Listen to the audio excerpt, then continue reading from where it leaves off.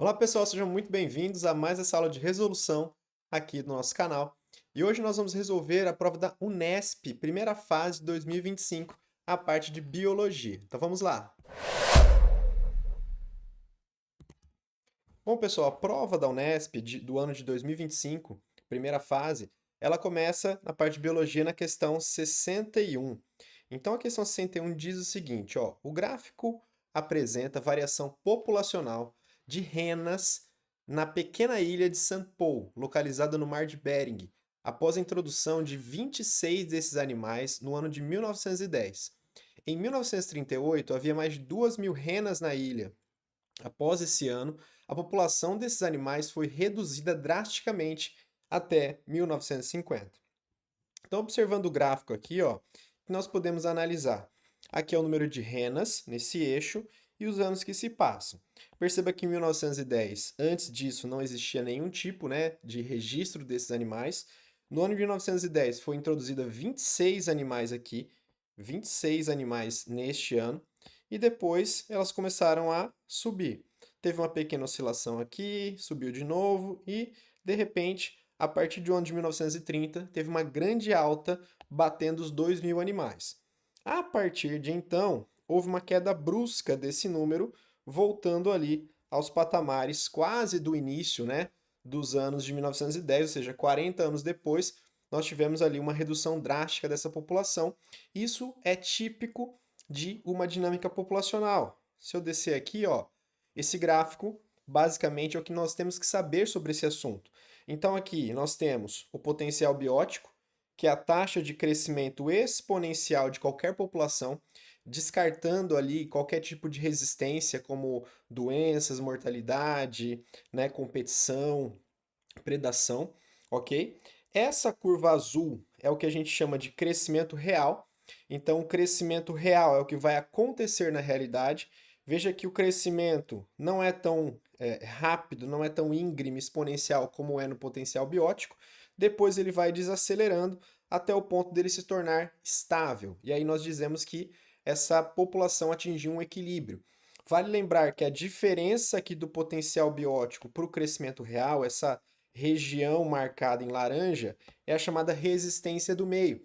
Resistência do meio é aquela que são as dificuldades, os fatores que o ambiente impõe, como eu já citei, como predação, parasitismo, competição, né, o frio excessivo, o calor excessivo, falta de alimento, que impõem uma restrição, uma diminuição desse crescimento esperado. E essa linha constante aqui em verde seria a capacidade de suporte. Quanto dessa população o ambiente consegue suportar em relação ao seu território, a quantidade de animais, né? A questão de competição, questão de disponibilidade de alimento, de água. Então isso baliza muito aqui. Olha aqui no gráfico, a capacidade de suporte está bem aqui embaixo. Então, quando as renas foram introduzidas em 1910, elas estavam abaixo da capacidade de suporte. E depois elas superaram em muito essa capacidade. E depois houve uma autorregulação. Então, basicamente, veja só, entre 1910 e 1920, a população de renas atingiu seu potencial biótico. O potencial biótico, entre 1910 e 1920, não é isso. Ele tende ao infinito, como é o caso aqui dessa linha que nós temos em vermelho, tá? Então não pode ser essa. Letra C, a partir de 1930, a população de renas atingiu o equilíbrio populacional. 1930, veja, ela disparou, então ela não atingiu um equilíbrio, ela estava num crescimento acelerado e não num equilíbrio populacional. Entre 1940 e 1950, a taxa de natalidade das renas superou de mortalidade. Veja, entre 1940 e 1950 houve uma queda brusca. Então, nesse caso, a taxa de natalidade ela tem que ser menor que a taxa de mortalidade, para que haja esse declínio populacional acentuado. Tá? Em 1938, a população de renas atingiu a carga biótica máxima. Na verdade, não existe uma carga biótica máxima. Por quê? Porque você tem um potencial biótico tendendo ao infinito. Então, nunca eu posso falar que uma população atingiu sua carga biótica máxima, tá? Então, a resposta aqui vai ser a letra B. A partir de 1938, a resistência do meio intensificou a redução populacional de renas. Por quê? Em 1938, que vai dar mais ou menos nessa linha aqui, tá? Ao atingir o seu máximo, houve uma queda brusca, provavelmente por competição por alimento entre os próprios integrantes da população, tá? Então a questão 61 da prova da Unesp é a letra B, beleza? Vamos para a próxima. Questão 62. A ilustração do zoólogo Emil Wildt, assim que se fala, publicado em 1956, destaca as principais transformações anatômicas de um anuro ao longo da sua metamorfose. Então aqui a gente tem um anuro, um sapo, né, mostrando a fase de girino, evoluindo até a sua fase de adulto, com a redução da sua cauda progressivamente, a aquisição de patas traseiras primeiro e depois a aquisição de patas dianteiras, tá? Então aí vem a pergunta, ó. A modelagem dos órgãos e a regressão de estruturas ao longo da metamorfose dos anuros são mediadas por enzimas hidrolases. Esse tipo de enzima aqui, tá? É muito característico. A gente chama também de hidrolases ácidas. Elas funcionam num pH ideal de 4,8, um pH ácido, tá? E isso ocorre basicamente no interior dos lisossomos, que são as organelas responsáveis por essa regressão, por essa produção, né? Na verdade, quem produz é o retículo endoplasmático rugoso, passando pelo complexo de Golgi, embalando aí nos lisossomos, tá? Vale lembrar também que essas hidrolases trabalham também na regressão daquela membrana interdigital, que é aquela membraninha que fica aqui entre os dedos do feto durante a formação, tá? E também a regressão da parede uterina pós-parto, tá bom? Então aqui, só para revisar, mitocôndrias relacionada à produção de energia, de ATP, retículo granular, agranular, retículo liso, relacionado à produção de lipídios, desintoxicação do organismo, tá? Núcleo relacionado com a produção, né, de DNA, a questão de divisão celular e todo o comando da célula de modo geral, e peroxissomos, que são organelas responsáveis pela degradação de peróxido de hidrogênio, de oxidação de lipídios, tal, que não entraria nesse caso aqui, tá bom? Então, a questão 62 da prova da Unesp é a letra C de lisossomos, beleza? Vamos agora para a questão 63. Questão 63 é uma questão de botânica. Tem um cladograma aqui, clássico, né? Dessa parte de análise de grupos evolutivos. E fala o seguinte: algumas características evolutivas compartilhadas entre os principais grupos, representadas de 1 a 4. Então aqui a gente tem embriões protegidos, vasos condutores, sementes e flores. Eu identifiquei aqui para a gente facilitar, né, a nossa resolução. Briófitas é número 1, pteridófitas, número 2, gimnospermas e as angiospermas. Além dessas características, né, referidas no cladograma, os grupos de plantas 1, 2, 3 e 4, ou seja, briófitas, pteridófitas, gimnospermas e angiospermas, apresentam respectivamente. Então, ó, briófitas apresentam gametófito duradouro, não apresenta esporófito haploide. Todo esporófito é diploide, 2N, tá? O esporófito é transitório? Sim. O gametófito é haploide? Sim, todo gametófito é haploide. E gametófito transitório não, porque a geração é duradoura. Assim a gente já elimina a letra B e a letra E, ok? Próximo, vem para as pteridófitas. Soros, sim, soros é que são aquelas reuniões de esporângios que ficam embaixo das folhas, dos folíolos das samambaias, tá? Raízes pivotantes, raiz pivotante é característica de dicotiledônia, angiosperma, então eu já elimino a letra C. Grãos de pólen vão surgir nas gimnospermas, então também elimino a letra D. Sendo assim, fica mais fácil por essa eliminação, nem precisei ler o resto da questão, tá? A gente tem nas gimnospermas o endosperma haploide, o endosperma N, né, que vem de um desenvolvimento do gametófito, ok? E nas angiospermas o fruto, a caixa que protege as sementes, tá? Sendo assim, a questão 63 dessa prova da Unesp é letra A, beleza? Vamos agora para a questão 64. Questão 64, aqui fala o seguinte: tem uma tirinha de Armandinho, cartunista Alexandre Beck. Nós já sabemos que os marsupiais têm bolsa. Até onde? Mas até hoje ninguém viu a sua, falando aqui pro Gambazinho, né? Aí ele mostrou a bolsinha dele, bonitinho, fofinho ali. Obviamente não era essa bolsa em que o cartunista estava se referindo, tá? Os órgãos de marsupiais ao qual Armandinho se refere têm como função armazenar excretas nitrogenadas liberadas pelo filhote. Vamos lembrar que isso aqui é um marsupial. O marsupial, ele é um mamífero que apresenta uma placenta rudimentar. Então existe ali, né, uma troca de nutrientes discretas através desse cordão umbilical rudimentar, mas o filho nasce prematuro. Ele termina a sua maturação dentro do marsúpio, que é a bolsinha onde tem os mamilos, onde ele vai se agarrar e vai terminar seu desenvolvimento ali, tá? Fora do útero. Então, os excretos nitrogenados estão relacionados à placenta, não tá aqui, tá? Ah, ó, fornecer ao filhote nutrientes para esse no vitelo. Os nutrientes são fornecidos pela placenta também, apesar de ser rudimentar. É um mamífero, né, chamado de marsupial. Tem placenta e o vitelo, na verdade, não existiria ali, tá? Mantém a conexão entre a mãe e o filhote por meio de cordão umbilical. Mais uma vez, não tem essa conexão permanente, ainda mais dentro do marsúpio, somente dentro do útero, tá? Acumular líquido amniótico. Mais uma vez, líquido amniótico está relacionado com anexos embrionários, dentro do útero, o desenvolvimento do filhote. Sendo assim, quando ele nasce prematuro, a mãe pega, faz esse parto do bebezinho e coloca ele no marsúpio. A partir daí, o marsúpio protege o filhote em desenvolvimento enquanto ele se alimenta de leite materno, tá? Então essa seria a resposta da número 64, a letra B.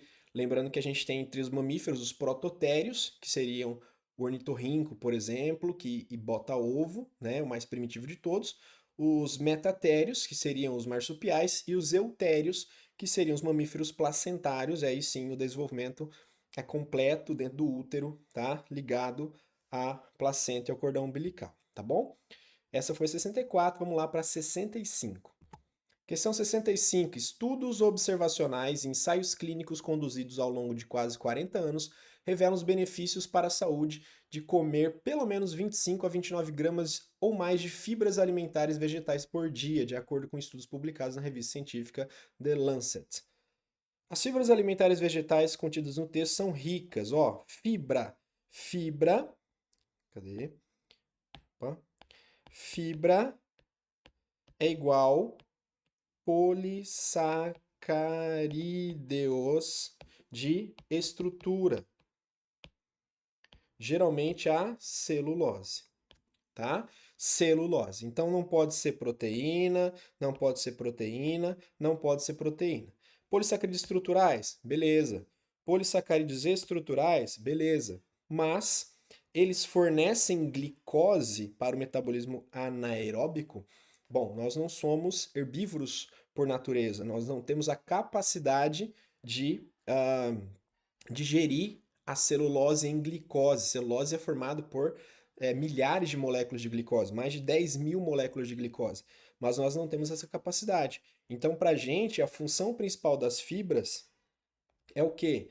Acelerar o peristaltismo. Por quê? Fibra, como ela é não digerida, ela acelera o processo de peristaltismo intestinal, facilitando, né, a eliminação das fezes. Muitas delas nos dão saciedade, fazendo com que a gente coma menos e tenha menos fome ao longo do tempo, tá? Então, essa questão, quando fala de fibra, fala de polissacarídeo estrutural, a resposta é a letra E. Tudo bem? Vamos então agora para a questão 66. Questão 66 mostra aqui uma figura, né?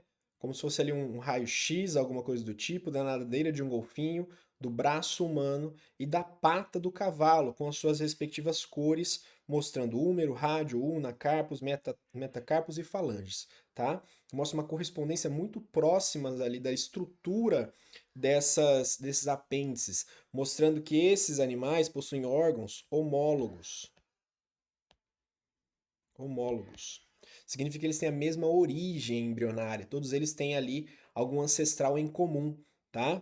E geralmente órgãos homólogos que têm formas, funções diferentes, eles estão relacionados com a gente chama de divergência. Divergência evolutiva, que é que esses animais ocuparam espaços diferentes ali e o ambiente atuou de forma diferente para selecionar essas características, tá? Então, nesse caso, tem semelhanças ósseas resultantes da mesma pressão seletiva. Se eu tenho ambientes diferentes, a pressão seletiva é diferente. Então, a pressão seletiva para um morcego, para um golfinho não é a mesma para um cavalo, tá? Eles são ambientes diferentes, ok? Tem ossos de tamanhos diferentes, o que ilustra um processo de convergência. A convergência ela visa uma semelhança em função. Isso é explicação de órgãos análogos, por exemplo, a asa de uma ave e a asa de um inseto. Ambas servem para voar. É uma estrutura de voo, porém a origem é diferente porque eles são completamente distintos em relação ao ancestral. Apresenta o mesmo fenótipo. O fenótipo é a forma, é como se vê. Claro que não, tá? O fenótipo é diferente da nadadeira, da pata, do braço humano, tudo bem? Possuem funções diferentes por terem se originado de ancestrais de filos diferentes. Os ancestrais são os mesmos, são os nossos ancestrais mamíferos, tá? Então, nesse caso, não tenho essa semelhança. Porém, por isso, a resposta aqui é a letra C. Possuem a mesma origem evolutiva, o mesmo ancestral, a partir de um mesmo ancestral comum. Explicação essa para a origem dos órgãos homólogos, como a da figura citada na questão, tá? Vamos agora para a última questão dessa prova da Unesp de 2025. A questão 67 aqui, ó, mostra vários livros enfileirados em duas prateleiras, tá? Com números, ó, 1 e 1, 2 e 2, 3 e 3, 22 e 22, X e Y. Faz uma alusão aos cromossomos humanos, né, das células somáticas, das células 2N. Perceba que esses cromossomos não estão diretamente relacionados com o tamanho, tá? Porque nos nossos cromossomos eu tenho tamanhos diferentes, sendo que o número 1 é o maior e o 22 é o menor. Os livros são do mesmo tamanho, mas eles estão agrupados em pares, que é uma referência aos pares dos cromossomos. Do par 1 ao 22, a gente chama de autossomos. Cromossomos autossômicos, tá? Aqueles que determinam características gerais para o ser humano. E o cromossomo sexual, o par sexual XY para o homem, XX para a mulher, colocado aqui em destaque, separado ali dos cromossomos autossômicos, beleza? Então, ó, nessa estante os livros identificados em prateleiras paralelas sugere o pareamento dos cromossomos homólogos. Prateleiras paralelas quer dizer que esse homólogo é esse homólogo é esse? Não. Os homólogos são esses que estão lado a lado com o mesmo número, que se pareiam lá na metáfase 1, não na metáfase 2, tá? Que está outro erro da questão. Por um mesmo número corresponde a cromossomos com os mesmos alelos. Não, é com os mesmos genes. Então, por exemplo, o cromossomo número 1, ele tem o gene A. O cromossomo número 1 também, né? O seu par. Deixa eu trocar de cor aqui. Ó, o cromossomo número 1 tem o gene A. O cromossomo número 1, que é o do seu par, também tem o gene A. Ele pode ter tanto o Azão, sendo aí genes iguais e alelos iguais, como ele pode ter o Azinho, sendo aí genes iguais e alelos diferentes, o que caracteriza as variações, tá? Então isso não seria resposta da letra B. Letra D, por um mesmo número representam cromátides irmãs. Cromátides irmãs, elas estariam dentro de cada cromossomo. Então, estes números aqui representam cromossomos homólogos, não cromátides irmãs, ok? Para ser uma cromátide irmã, por exemplo, eu teria aqui, ó, um cromossomo número 1, que é o primeiro livro, e aqui um outro cromossomo número 1, que é o segundo livro. Aqui eu tenho as cromátides irmãs. Essa é irmã dessa. Se aqui tem um azão, aqui tem um azão. Se aqui tem um azinho, que é o mesmo gene, porém alelo diferente, aqui também tem que ter um azinho. Elas não podem ser diferentes, tá? Elas podem sim ser diferentes entre as homólogas, mas elas nunca podem ser diferentes entre as irmãs, tá certo? As letras X e Y denotam que esta célula seria um espermatozoide humano. Para ser um espermatozoide humano, ele teria que ser N igual a 23. Sendo assim, N23, ele teria que ter 22 autossômicos mais um X ou 22 autossômicos mais um Y. Apenas um de cada par. Então, para escolher, por exemplo, um espermatozoide, eu teria que escolher um desse, um desse, um desse, um desse. Nunca poderia ser os dois do mesmo par, tá? Sempre um de cada par. E quando chegasse lá nos cromossomos sexuais, ou o X ou o Y seria enviado para o espermatozoide. Portanto, esta prateleira representa células somáticas e não com dois N's, né? 2N igual a 46 e não cromossomo. E desculpe, não espermatozoides. Por fim, resta a letra C. A letra C, que é a correta, de 1 a 22, o conjunto de cromossomos autossômicos, tá? E aqui nós temos cromossomos sexuais representados pelo X e pelo Y, beleza? É isso aí, moçada. Essa foi a nossa resolução, né? 20 minutos aí de aula de resolução da prova da Unesp de 2025. Espero que vocês tenham gostado. Curte aí, já segue meu canal, deixa comentário nesse vídeo qual prova você gostaria de ver na nossa próxima resolução, beleza? Grande abraço e até a próxima.